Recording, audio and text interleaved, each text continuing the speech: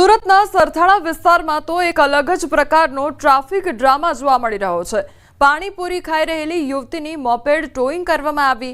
Moped towing થતા યુવતીએ traffic police કર્મી પાસે ગાડી છોડાવવા માટે આજીજી કરી રસ્તા પર ધમપછાડા કરી રડવાનું ચાલુ કર્યું। રડતા રડતા ક્રેનને રોકવાનો પ્રયાસ પણ કરવામાં આવ્યો અને પછી શું ટ્રાફિક પોલીસને દયા આવી ગઈ અને યુવતીની મોપેડ નીચે ઉતારી દીધી અને સાથે એની બહેનપણીને પણ મોપેડ પરત મળી ગયું। હવે સવાલ એ છે કે શું રડીએ તો દંડથી બચી શકાય? કેમ મહિલાઓ માટે ટ્રાફિકના નિયમો ભાવના આધારિત બની જાય છે? તેવા અનેક સવાલો ઉદ્ભવી રહ્યા છે।